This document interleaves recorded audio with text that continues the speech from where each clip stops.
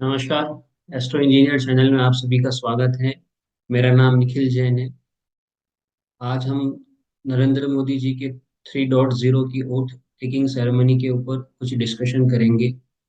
और पहले तो मैं आपसे क्षमा मांगता हूं कि काफ़ी महीने हो गए मैं कुछ वीडियोस नहीं बना पाया। कुछ ऑक्यूपेंसी, कुछ बिजीनेस और कुछ लोकसभा इलेक्शंस के कारण कहीं और ऑक्यूपेंसी थी मेरी।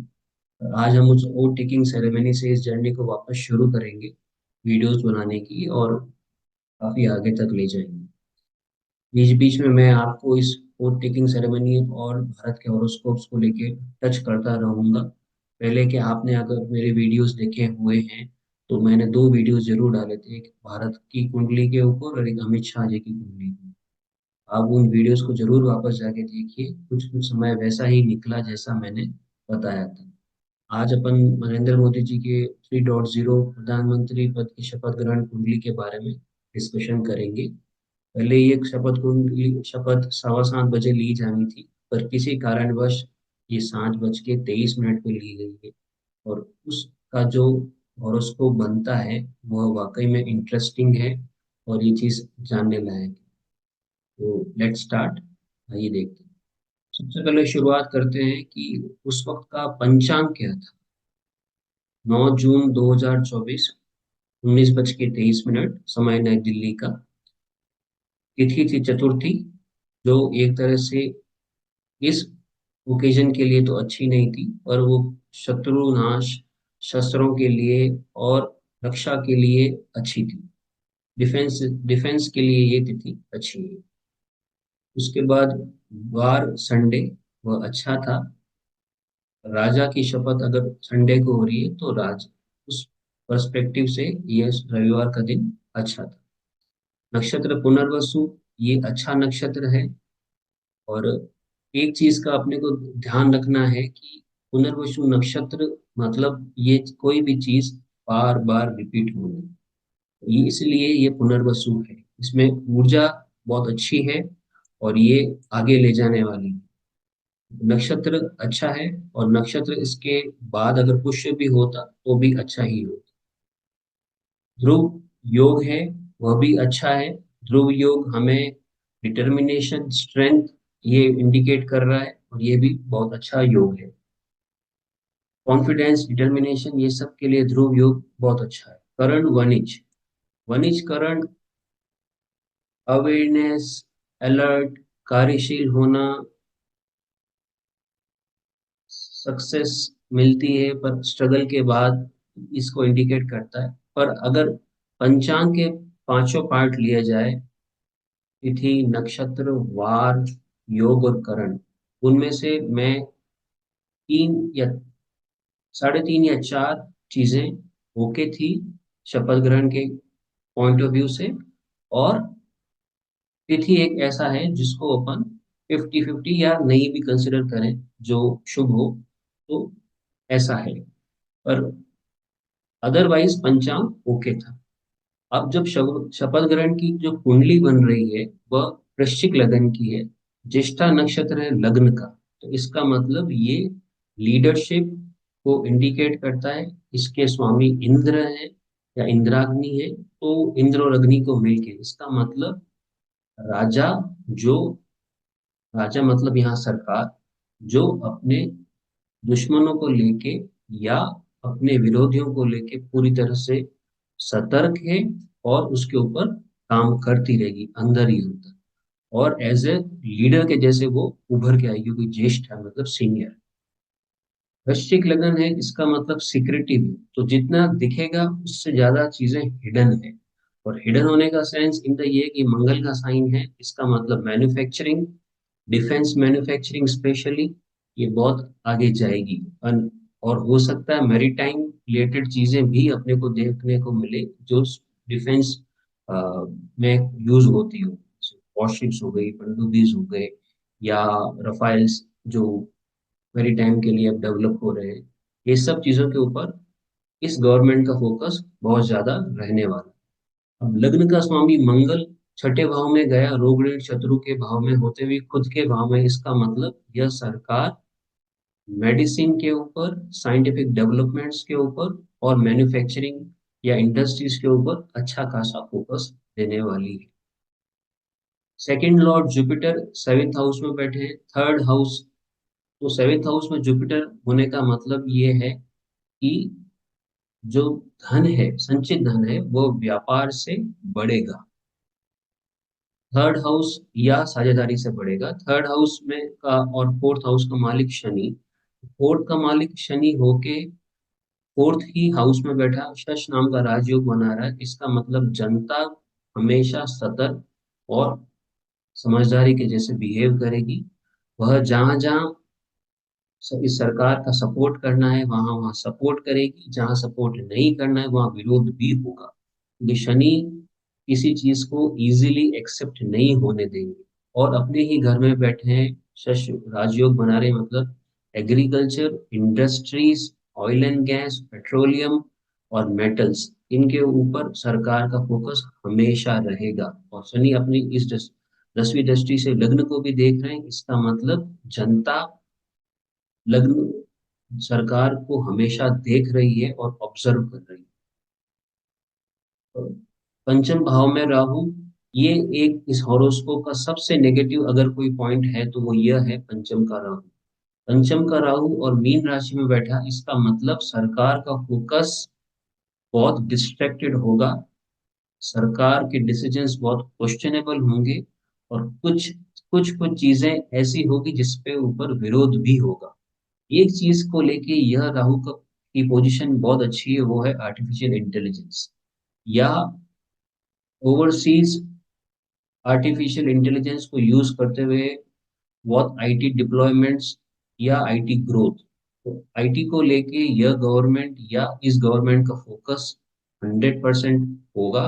और स्पेशली आर्टिफिशियल इंटेलिजेंस के साथ राहु, जो भी नई मॉडर्न टेक्नोलॉजीज आए अगर सॉफ्टवेयर के एरिया में है या केमिकल के एरिया में है तो वह राहु के कारण ही पॉसिबल है।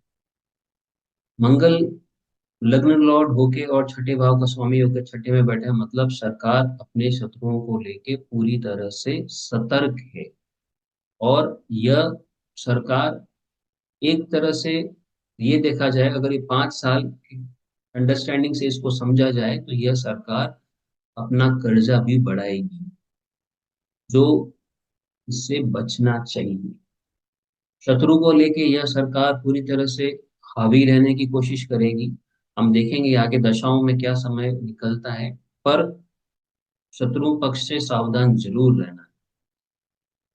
सेवेंथ हाउस में 4 प्लैनेट्स हैं, इसका मतलब सरकार का फोकस बिजनेस पे रहेगा ही रहेगा।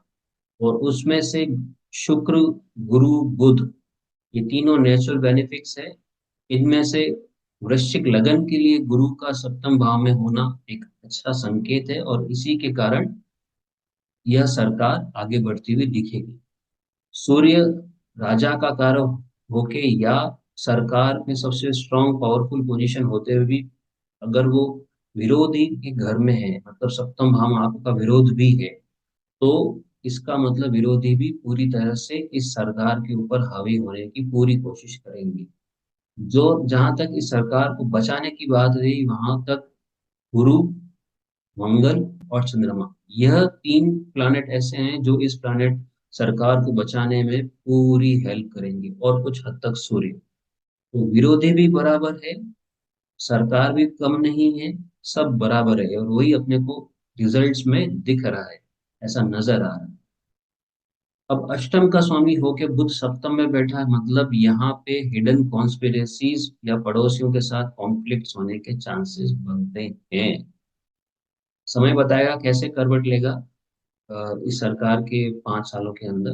पर विरोधी और पड़ोसी देश, इनसे सरकारों को हमेशा सावधान रहना ही। इस कुंडली में दूसरी सबसे अच्छी बात वो है चंद्रमा का अपने घर में होना। और चंद्रमा नवमांश में भी अपने घर का होके वर्गोत्तम हुआ है, इसका मतलब यह चंद्रमा इस सरकार को भाग्य का पूरा साथ दे रहा है। सब कुछ होते हुए सरकार बहुत मुश्किलों में घिरी रहेगी, पर अंततः यह सरकार चंद्रमा के प्रभाव से उन मुश्किलों से बाहर आ जाएगी। लंबी कितनी चलेगी उसके ऊपर अभी डिस्कशन कंप्लीट नहीं हुआ, क्योंकि गोचर और आने वाली दशाएं इसके ऊपर बहुत मैटर करती हैं। और साथ साथ में प्रधानमंत्री नरेंद्र मोदी जी की कुंडली, उनकी कुंडली में समय भी अब विपरीत शुरू होने वाला है। दोनों चीजें एक साथ चलेगी, अपने को वो चीज नजर आएगी जैसे जैसे समय व्यतीत होगा। दशमेश सूर्य सप्तम भाव में बैठा, मतलब कार्य व्यापार में उन्नति जरूर होगी, पर साझेदारी के साथ।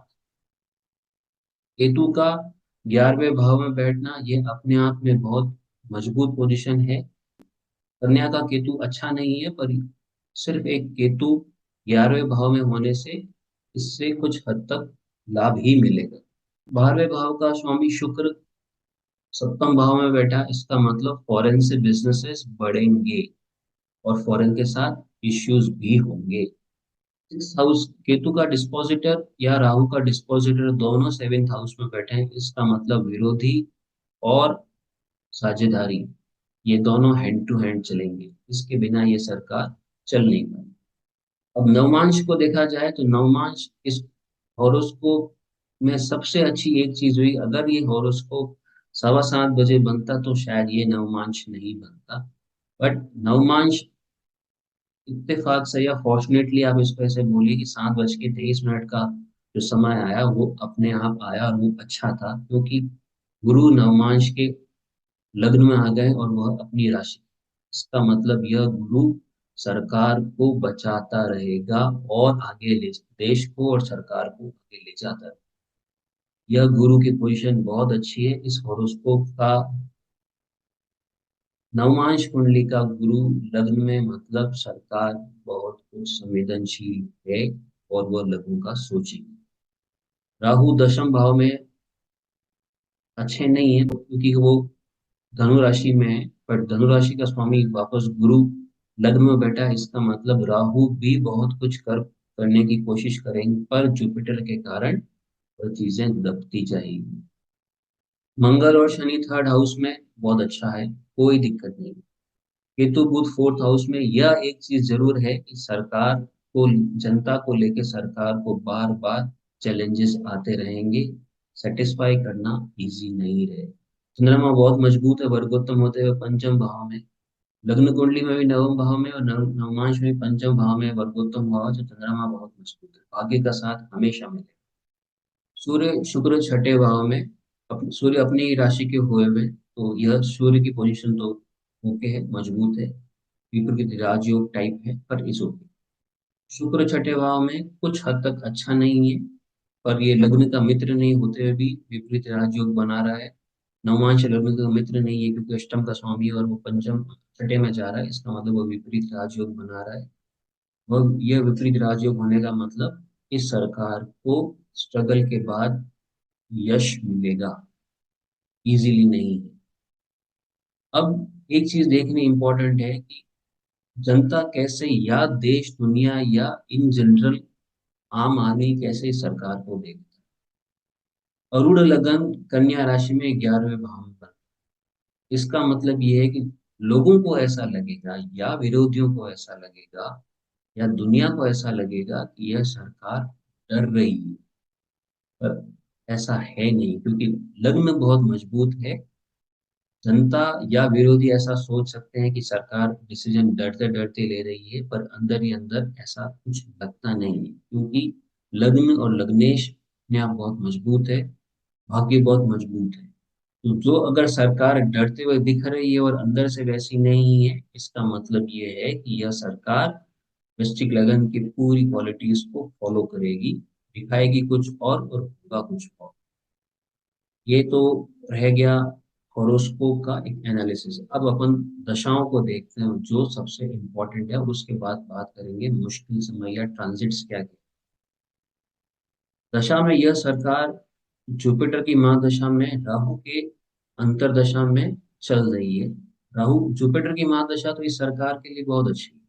राहु की अंतरदशा मुश्किल भरी है, पर उस अंतरदशाओं में जो प्रत्यंतर दशाएं हैं वह इतनी मुश्किल वाली नहीं है। एक शुक्र की अंतर प्रत्यंतर दिशा जरूर थोड़ा जुलाई तक सरकार को सावधान रहने को है, पर उसके बाद सूर्य चंद्रमा और मंगल, यह प्रत्यंतर कंपैरेटिवली बेटर है जो राहु के दूसरे प्रत्यंतर अंतरदशाओं में होते।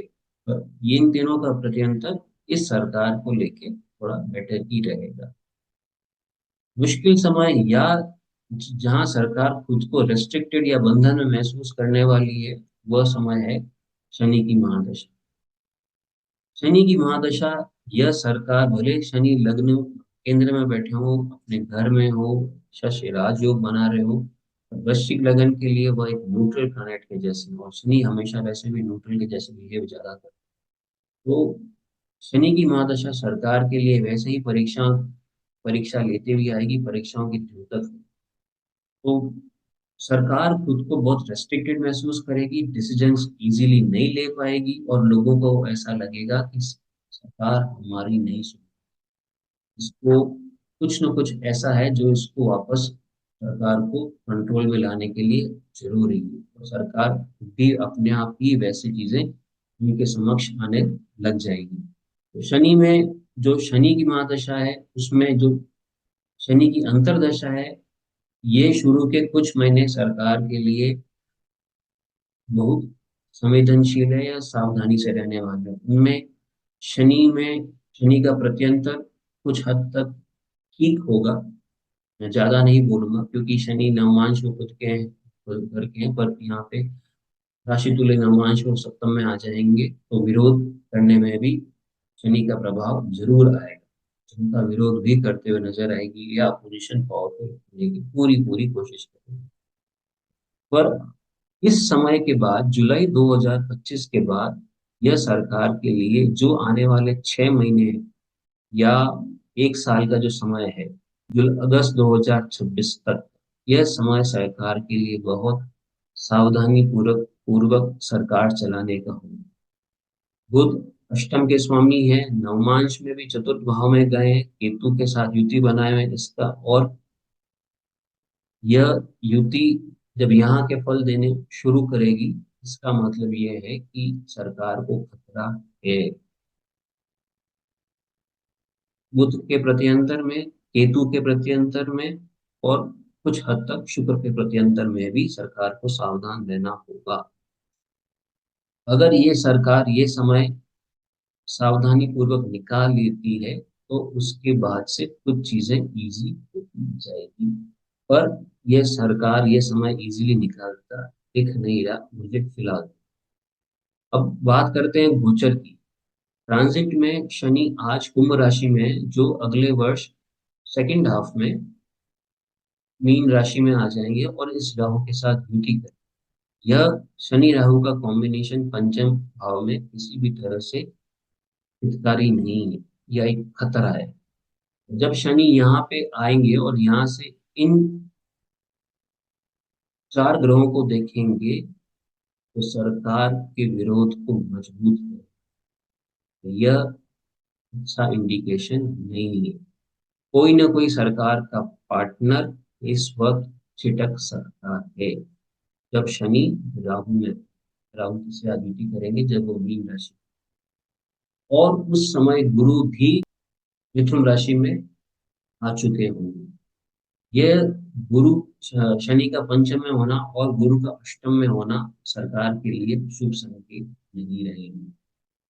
अब इसके ऊपर जैसे जैसे समय आएगा उस हिसाब से बात करेंगे, पर अभी फिलहाल तो यह सरकार की उम्र अगर मोदी जी के हॉरोस्कोप के साथ अलाइन की करके देखी जाए तो हो सकता है 25 या 26 में इस सरकार का मुखिया या ये सरकार दोनों बदल जाए।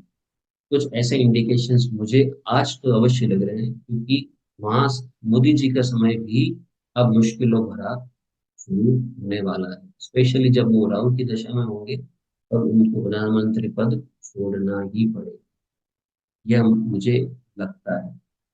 आगे खैर समय बताएगा क्या कैसे चीजें डेवलप होती है। पर अगर मंगल की दशा में वह इतने स्ट्रॉन्ग राजा के जैसे रहे तो राहु उन्हें थोड़ा तो बदलेगा ही। वह देश के लिए नया इंडिकेशन, देश भी उस वक्त मंगल की दशा में होगा, देश के लिए यह बड़ा चेंज होना शुरू हो जाएगा, क्योंकि मंगल देश के लिए योगकारी ग्रह नहीं है। इसके ऊपर कभी और चर्चा करेंगे। ये चर्चा रही मोदी जी के शपथ ग्रहण की कुंडली, तो कुछ चीजें बहुत अच्छी है, गुरु का प्लेसमेंट, मंगल का प्लेसमेंट, शनि का प्लेसमेंट, और सबसे महत्वपूर्ण चंद्रमा का प्लेसमेंट। भाग्य हमेशा साथ देता है। और नवमांश बहुत मजबूत है, भले मीन का नवमांश एक बेस्वभाव नवमांश है, पर गुरु का नवमांश के लग्न में होना कहीं ना कहीं एक सरकार के लिए अच्छा सिम्टम है, जबकि गुरु इस लग्न कुंडली के लिए एक योगी ग्रह है। आशा करता हूँ आपको ये एनालिसिस अच्छा लगा होगा। अगर आपको अच्छा लगा तो कृपया इस चैनल को लाइक करें, इस वीडियो को शेयर करें, कमेंट करें, मैं आंसर देने की पूरी कोशिश करूंगा। नेक्स्ट वीडियो मैं जल्द ही बनाऊंगा। देश में मुझे बहुत बड़े बड़े परिवर्तन नजर आ रहे हैं, तो उन सबको लेते हुए कुछ कुछ चीजें कुछ राज्यों के ऊपर स्पेशली वीडियो बनाते हुए मैं आपको नजर।